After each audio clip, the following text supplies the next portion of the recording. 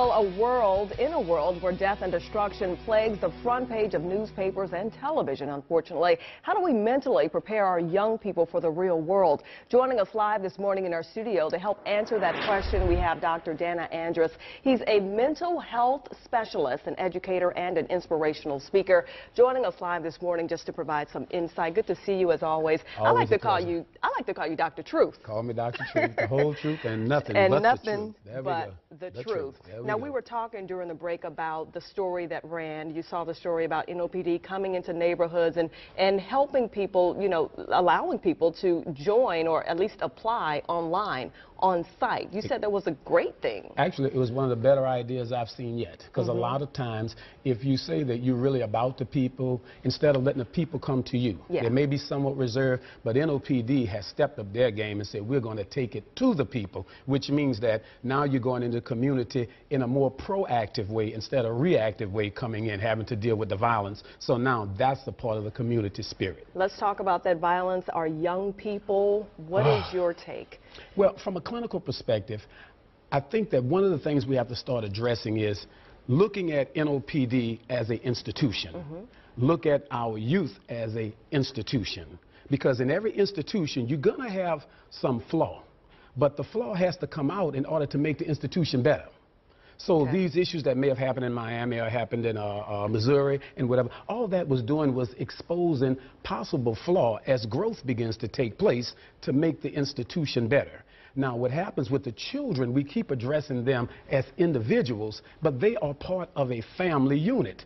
So when the police come at the young male for whatever reason, actually he's coming at the institution of the family because someone is not doing their job. So it's not just one person. It's not just one person. It's the unit. It's the group. What needs to be done?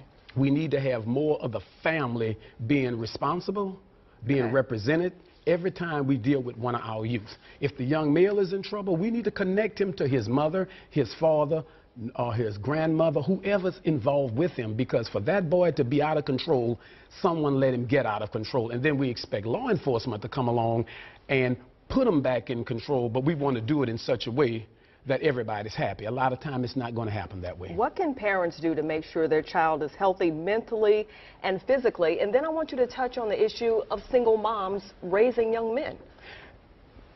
To work with children, you have to start with the base.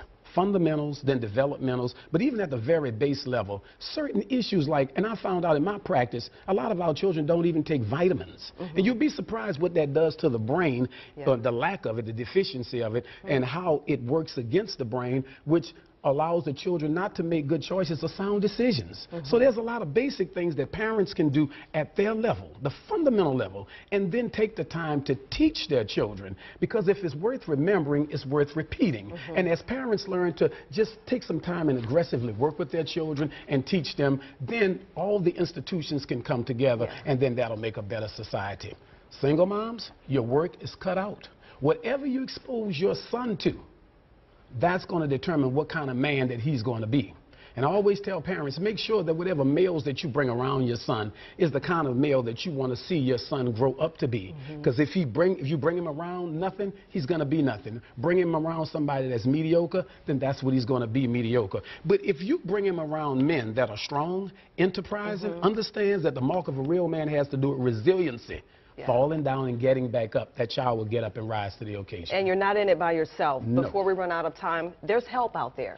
There's so many available resources out there and so many nonprofit agencies that want to be a part of the process. Whether they do it in school, pastors, in your churches, you have a responsibility also to go beyond the books and start looking at reality and working both together. And I'll be surprised. You will be surprised just how well our children will turn out. That is the truth, the whole truth, and nothing but the truth. From Dr. Truth. From Dr. Truth. So to get in contact with Dr. Danna Andrus, all you have to do is log on to truthlink2150.com. Once again, truthlink2150.com. Thank you so much. My pleasure. Have a good morning. We'll be right back.